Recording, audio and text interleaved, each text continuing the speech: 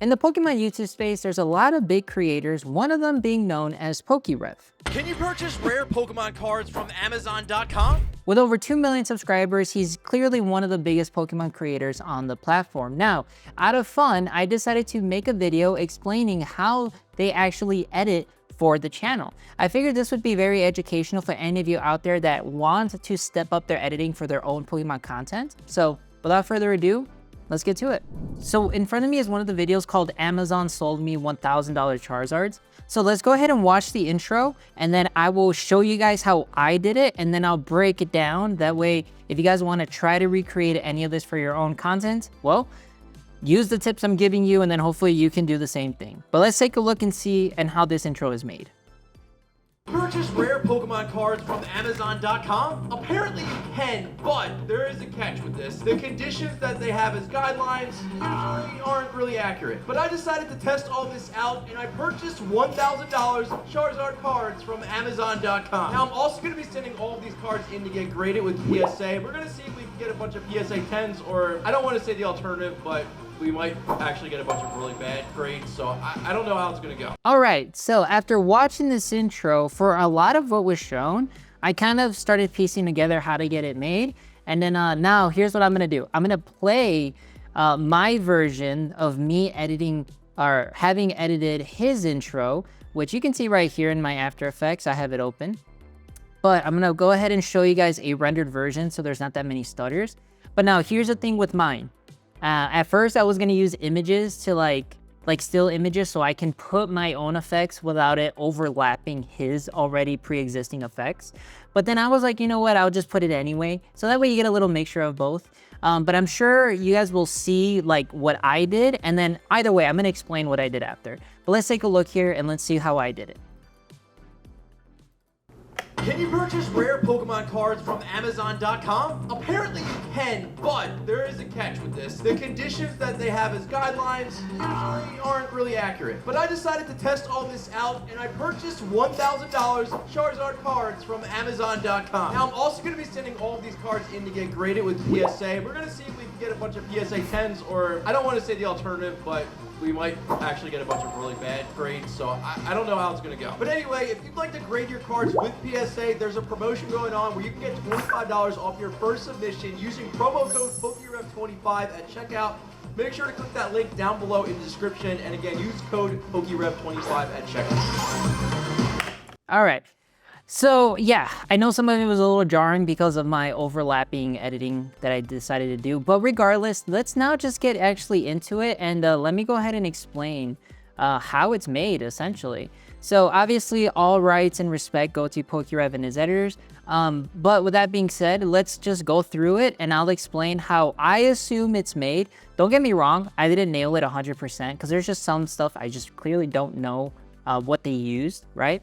But if we just go through it, you can pretty much break it down, and then yeah, I'll explain. So the video starts off with a camera pan close to his face, and the anchor point, right? The anchor point for that clip.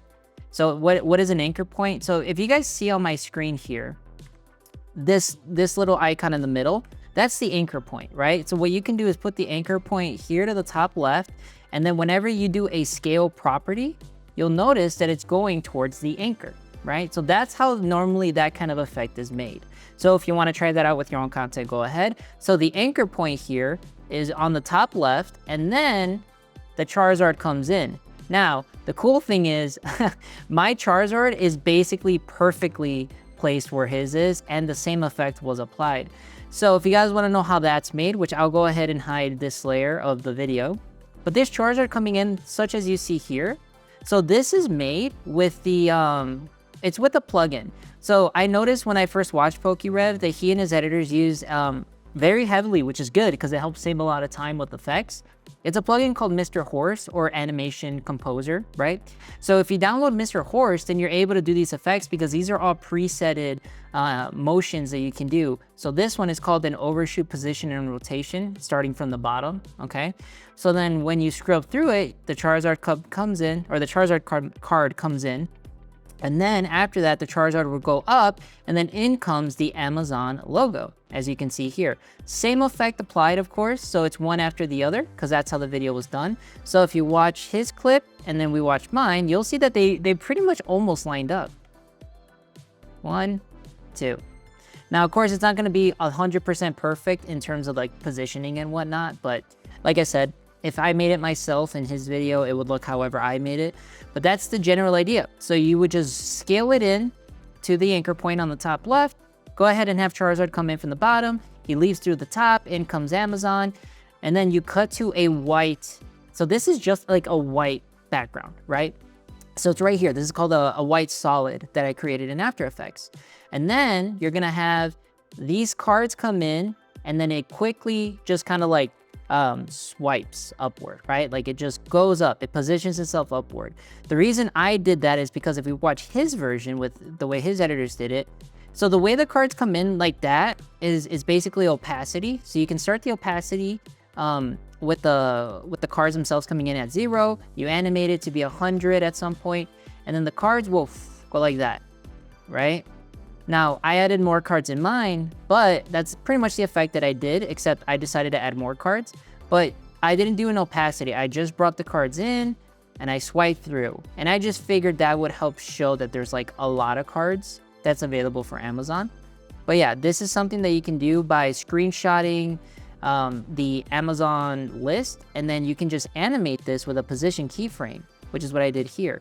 So what I did here was the positioning for these cards, as you can see here, is below the field of view that we would see. And then when you scale forward, it slowly comes up and then it goes quickly, right? And the way that's done is through these 2 keyframes. So this is normally just done by like a keyframe like this, where you just animate it and then you mess with the easy eases and whatnot. So if I change that like I just did, you'll see it animate like that. See that? Pretty cool. Okay, so then moving forward, now right there, what they did there was they just played with the scaling, so they just zoomed into his face, okay? And then after this, now I couldn't 100% replicate his bar, right? And the reason is because I don't know where they got these cards, and I understand that the point of this is to show that the cards are damaged, you know, but I don't know where their editors got these pictures. I just don't know. But what I decided to do to kind of recreate that was I basically animated myself and drew, like using the pen tool in After Effects. I pretty much just drew and took the same colors, and I made sure that it looked very similar to what we would see on his video, as you can see there. And then that way, when we switch it back to his clip, they're pretty much on point. You know, and then the shaking that you see, how the cards like go left and right, like that, you see how they're like moving by themselves. So that's just called a wiggle position effect. So if you go to your effects and presets panel in After Effects and you just type in wiggle, it's called wiggle position, okay? So you can apply that onto whatever you create. So I just created this, I animated this bar. Then yeah, it'll just slowly start shaking, as you can see. And then here comes the big ol' X. So in his original version, a big X comes in on screen just like that. And I was like, oh, okay, I see the way it was animated. It was a overshooting ease, and then this tints to like towards gray more. So then that's what I did. So then the way you could do that is I just created my own X, right? With the pen tool as well. And then once I created the X, you just kind of mess with like the glow, a little bit on the opacity. Opacity means so you can see through it, right? And then when it comes to the actual bars themselves, or like, you know, the little cards in the bottom, again, I couldn't get the photos, but what you could do is still apply a tint. And then the tint can be animated where it says amount to tint. So you basically just switch it from 0, animate it going to like 56% or whatever, basically enough that it goes from the bright colors to a little bit more, you know, washed out color. So then after that, scaling forward, right there, how the camera went backwards, that's just scaling as well. I also noticed that they kind of apply a shaking to the camera. So I am to assume that like all of this intro, this entire intro that they create, or I don't know if it's all their intros, but they created an After Effects and they apply that wiggle position and just have it wiggle very slightly. So that way it shows like it's kind of like a handheld movement, or the transition itself that they're using, which I believe is also done in Animation Composer, because Animation Composer has a lot of transitions that we can use. Which, by the way, if you guys download this, this will save you a lot of time. It's the reason I have it too. I use it for quite a few things myself. But yeah, there's like a bunch of transitions that you can use here, as you can see on screen now. Like, they're really good transitions. They're very, very helpful. And then not only these, but then you can also do that in Premiere. Premiere, Animation Composer, or Mr. Horse works for both After Effects and Premiere. So yeah, so that's how they do their camera movements there. It's either a scaling or they use these transitions so it applies to that camera. And then this money and then the Charizard pops up. Now, if I hide mine, right, you can see that the money comes up and then so does Charizard. And same thing, this animation is done using this animation here in, is it the starter or text presets? Actually, don't I have it starred? Yeah. So if you guys are looking for something like this, so this is the animation. It's called, where's the overshoot? It's called overshoot position and scale right here. Now this one, very useful. What it does is it makes your text come up, and then if you notice that the way that the number here, it looks like it does this, right? That's called an overshoot. So once it animates upwards, then they also animate this Charizard coming in. But now notice again, his camera itself is also still moving, which is why I'm saying that they definitely apply a position effect just so it looks like a little bit more handheld, so nothing looks still. I think the goal for these intros is to be obviously having a lot of movement, keep you entertained, try to keep your eyes trying to keep up with what's going on. And yeah, I mean, I think it's working for them, so that's great. And then moving on, oh wait, and then the way I did it, just so you guys know, I forgot to explain that. So here's my version. Now, I definitely don't have the font that they used for the money, and I don't perfectly know how they did it, but that's the way I was able to have mine come in. And then that Charizard is pretty much the same. That's a Wikipedia Charizard. They're free images, and I was able to overshoot it as well. Same with the money. The money comes up and then goes down, so it overshoots in. The only thing I didn't know is exactly what colors they use. Like, I was able to just tool drop a lot of it, but there's just some colors I'm not going to nail without knowing the exact ones. But I think for all intensive purposes, I think it came out pretty similar, you know? No, definitely I like the way their animation for the money comes in. Definitely looks better than mine. I feel like the Charizard is basically the same. I just had mine come in slightly sooner. And then let's see. What else? This is just a transition. So if you guys wonder how that's made, that's a transition you can use, which again, we have those in Mr. Horse as well. And then let's see, moving on.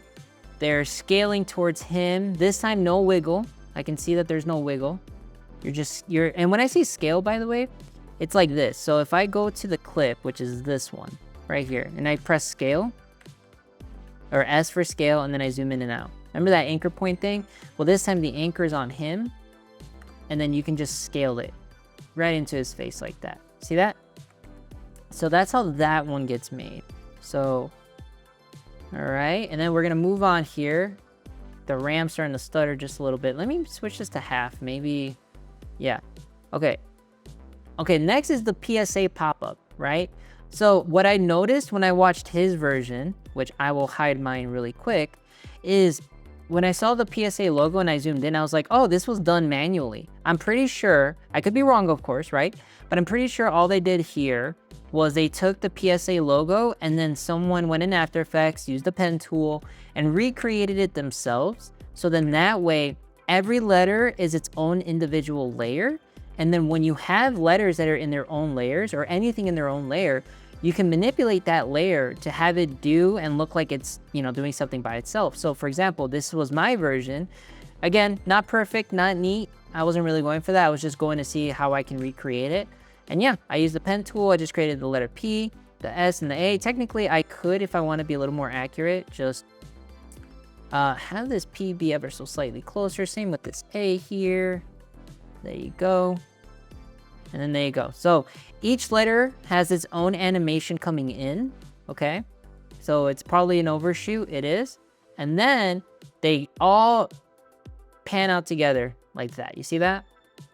They all just get out of there together, and that's how they recreated that effect. Or that's how I recreated it, but that's how they do that effect. So if we watch his version, or my version on top of his version, PSA, away. See that? It's pretty much on point. Whew. I think that was pretty good. I think I replicated that pretty well. And then moving on, so as you can see, they're still just panning into him slowly, so there's always movement. I feel like they don't want no movement. Same with here, zooming into his face even more. Anchor point is somewhere in this microphone area, definitely. You can just tell, or the mouth, and you can just tell by the way that the camera is zooming in. And now, here comes this Charizard, right? So if I hide mine, for right now, I saw that they made a Charizard bounce in, and I was like, oh, okay, I can do that. So then we just get a Charizard image, use one of the presets in Animation Composer for the transition, or for the movement rather, and there you go. Charizard came right in. Okay, so if you want to do that, that's how that one was made. And then moving on, this is another camera pan zoom in, okay? And then moving on again, let's see. So this time, they're very slowly scaling outward from his face. And then another PSA plugin pops back out. And then what do we got here? Oh, is this the money? This one was the one that I had trouble with in regards to getting it as close to how they have it as possible. I'll go ahead and press play real quick so this can play back. Okay, so actually I'll just explain with the exported version. But basically what I did here was this one. So now if we watch this version, the exported one, just so my computer can catch up. So the way this is done is same thing. You just write out the text. So this is a solid of this color green. Okay, the numbers, all of this were made with a solid color. And then you give it a stroke. And I tried to recreate the color. Again, it's not perfect. It's fine. Same with the bottom. But they animate it coming inward from the bottom. And then you outward, or you scale it downward to the anchor. And that's how you can do that effect. And then here comes the promo code PokeRev25. Now all of these also have wiggles because again, they want that constant movement. So that's how that was made. And then what else we got here? And then you can tell the entire time they're zooming outward from his face. Okay, so that constant movement. And then we get into the really cool transition of PokeRev. You know, like it is really cool to see this animation. I feel like I know how to recreate a lot of this, but what I don't know, because I'm pretty sure it was done with a motion graphics person, like a MoGrapher that did this. It looks like this was 3D made, this Pokeball, maybe in Blender or something. And then they animated it moving upward. And then this transition right here, these sparks, I think that was done in Animation Composer as well. I might be wrong, because I could have been done themselves. But if we go frame by frame, that does look like it was pre-made, I think. But the rest of it's amazing. Like the electricity is great. The little shapes are great.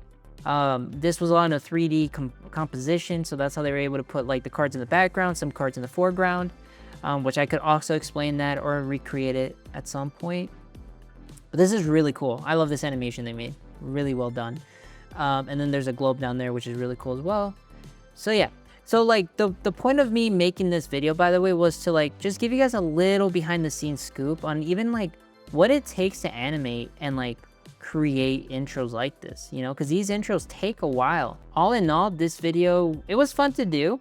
I think it was cool, like I said, to show a little behind the scenes, and hopefully this is something that was educational for all of you. And if you guys are looking to create something like this, we'll let this be a little bit of an explainer. I could do like a full in-depth video too, if that's even better.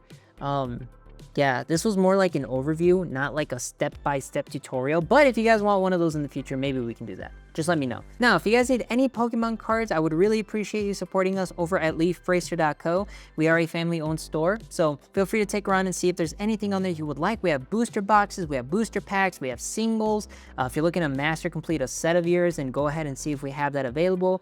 And if you guys are looking to watch any videos, there's going to be 2 linked right here. Take a look at whichever you'd like, and I'll see you guys in the next one.